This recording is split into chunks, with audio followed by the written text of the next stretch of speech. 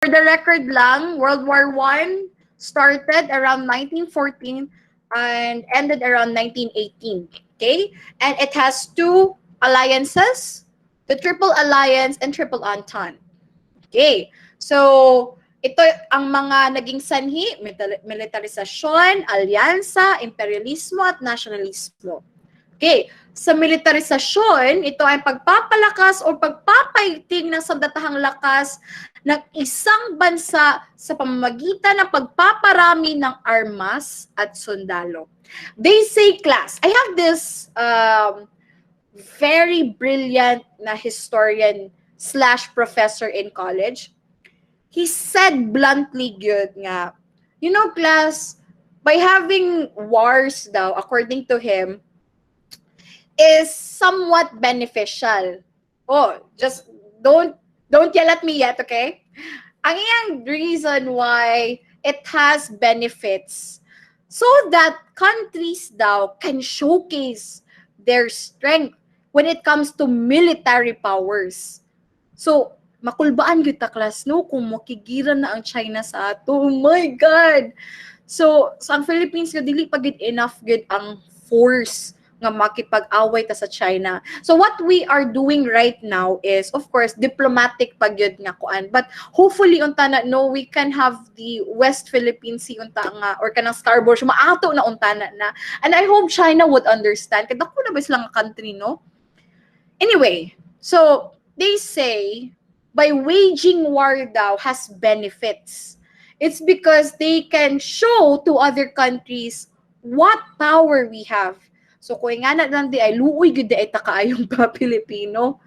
And it also kanang it boosts daw the economy. According sa akong professor, it boosts daw an economy because kita daw a country nga magkuan maka import daw or maka-export daw tag mga armas. Mo ni gingon sa akong professor sa una, which is absurd, 'di ba? If you think of it, if naigira daghay mga matay, but according to him, daghan daw benefits.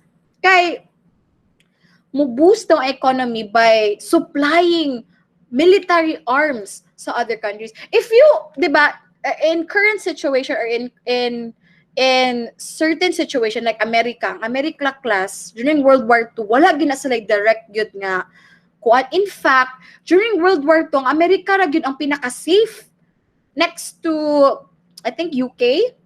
Kay ang Amerika sa una class, usap po na sila sa supplier. Nasa ila ang kanang monopoly yun sa military arms. Silang tig-supply. Even karon katong sa Lebanon, sa Israel, naagi ng Amerika mo, middleman yun siya. Actually, siya yung tig-supply daw. And that is just one of the theories, conspiracy theories. And we all know that in education, we just don't believe in conspiracy theory. But it is the closest theory I can think. And I'm not saying my professor is wrong. Nagigya po siya benefits. But hopefully, unta na, no, kanang we can attain world peace.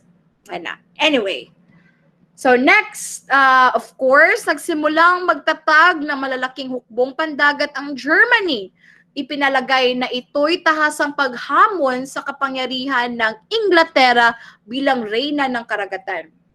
Okay, so Great Britain before has a lot of dominions, one of which is India.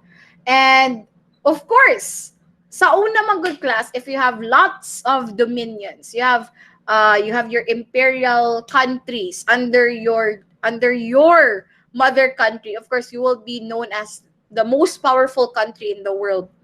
So, ingana, sa una man gud wala pa United Nations. After lang yun sa World War II, more siya na bo. Munang karon class, dili na gid ta maka-wage, dili na maka-dali-dali og wage og war ang mga countries due to United Nations. And we have to thank for it. Okay?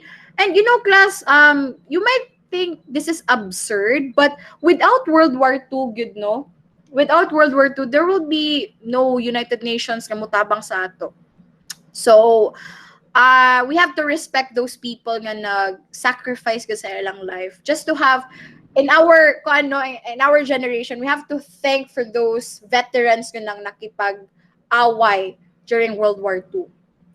Okay. Next, alyansa or in English, alliance. Okay. Unlike being Correct. friendly, okay, madunggan ko ninyo class, madunggan ko, hello, makita ninyo akong slide. Hello, madunggan ko ninyo. Please open your mic. Yes, ma'am. Okay. Yes, Okay. ma'am. Alyansa.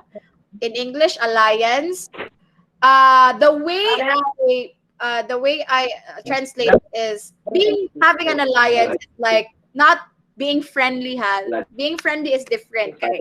When you're friendly, you have no agreement. Di man na kayo makig-friend ko ni mo big kay para na ako libreng snack. Mo na siya gitawag og alyansa. When you form an alliance from your former enemy, you have to make an agreement. Okay, if you support me, make sure ha nga ako ni nga country after sa war. Okay, there is this kanang you expect something at the end. Okay? You have your benefit from one another. Mo ni po tinatawag og alliance or alliance. You have an agreement because in the end, you expect something from your agreement. Okay? So, during World War II, meron tayong mga alyansang bansa. Isa o isa kalipunan. Anyway, kasi nag-open sa mic. Can you please turn it off? Distracting man good. Thank you. You can open your mic if I'm asked or you have a question. Okay? Isang higit pang kalipunan or kasunduan ng mga bansa o partido na sumusuporta sa isang programa, paniniwala o pananaw. And we all know during World War I, alliance is a big must because by having or forming an alliance can boost your military power. So nga na, it was very beneficial, especially sa Triple Entente o Triple Alliance. Okay. So again, sa Triple Alliance, sa World War II class, na-change ang ilang pangalan. In fact, napoy usapod sa ilang nga ni Hawa pod. So yan, ang alyansa is like, it's like making a pact bitaw. If we're not friends, but we have to make an agreement. We have to help one another. If you want to make something na wala akong agreement, then goodbye. We're enemies already. So nga na siya.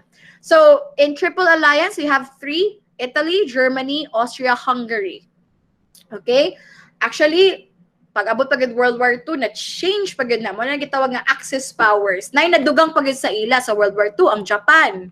Diba? Okay, so next, we have the Triple Entente or Entente. How do you pronounce it? Ako ba Entente, but I would pronounce it as Entente. Okay, we have Russia, Great Britain, and France. And napag-iusa nga na-kick sa ila. Napag-inadugang sa ila pag World War II. Okay, so ano siya class? I don't know if you agree with me or not, but I think World War II is just a continuation of World War I. But unlike World War II, ang World War I is just started in Europe. Ang Europa ang naging entablado ng World War I. It's the stage of World War I, ang Europe. The thing with World War II, it spreaded until sa Asia. Muna gitaw siya World War II.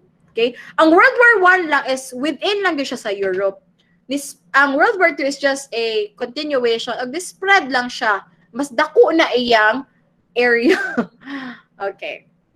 Next, imperialismo. Isang patakaran or paraan ng pamamahala kung saan ang malaki or makapangyarihang mga bansa ang naghahangad upang palawakin ang kanilang kapangyarihan sa pamamagitan ng pagsakop o kontrol na pangkabuhayan at pampolitika sa ibabaw ng ibang mga bansa.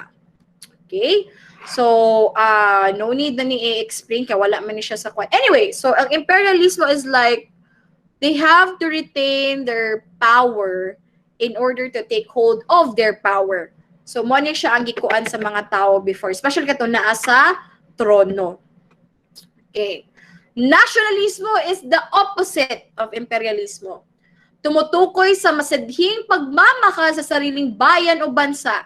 Ito rin ang ideolohiyang pampolitika, bumubuko sa isang tao sa iba pang mga tao may pagkakapareho sa kanyang wika, kultura, at baba. In other words, nationalismo is like the building force of resistance, rebellious, sa tawag sa Filipino, pag-aalsa. Okay? They want to rebel. They want to fight imperialismo. So, morning naka-drive sa mga tao sa una, especially katong mga aristocrats o katong mga middle class during World War I. This is their driving force, good, to oust katong mga monarchy. Okay? So, sa nationalismo, ang mga Junker or Junker, how do you pronounce it? It's Junker. Ang aristokrasya militar ng Germany ay naniwalang sila ang nangungunang lahi sa Europe. Okay? Pangalawa, ang pagnanais ng Serbia na angkinin ang Bosnia at Herzegovina na nasa ilalim ng Austria. Okay? Ang pagkamuhi class in English is rage. Sukugid kay sila. They hated each other. Muna pasabot sa pagkamuhi. They hated each other. Kaya ang pagkamuhi ng mga Serbian dahil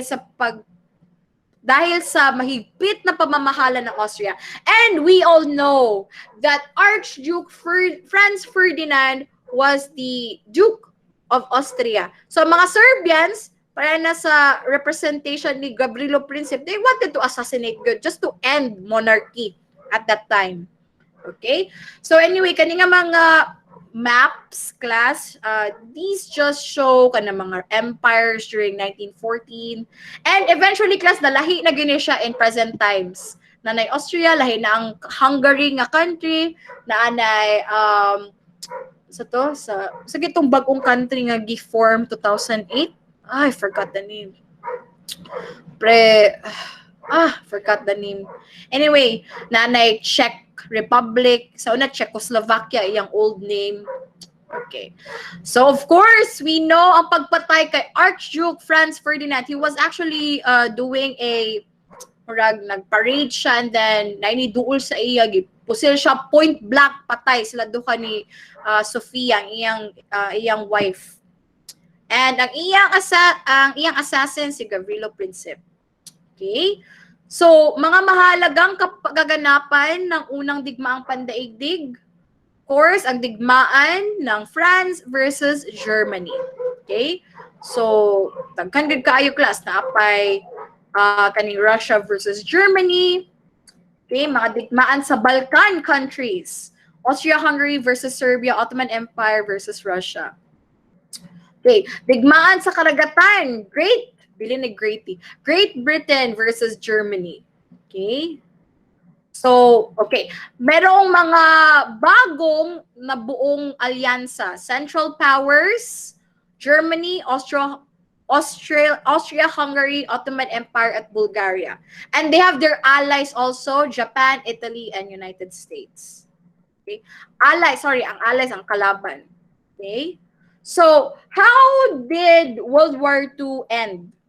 Okay, ang wakas ng digmaan or the end of World War I, of course, natalo ang Central Powers. Sumila mga bagong bansa. It's either nasakop atong mga countries nga nadaog during World War I at pinirmahan ang kasunduan sa Versailles. It's not Versailles, it's Versailles. Okay? So, unsa may naa sa kasunduan ng Versailles after World War I, that will be your homework for next meeting. Okay? So, inyong homework class, you can either, ayun na isulat. Ang ako lang ipahibuhat sa inyo is research about Treaty of Versailles. Okay? Read about it. You can search it on the internet. You can also search kind of mga books. Okay? That will be our discussion by next meeting.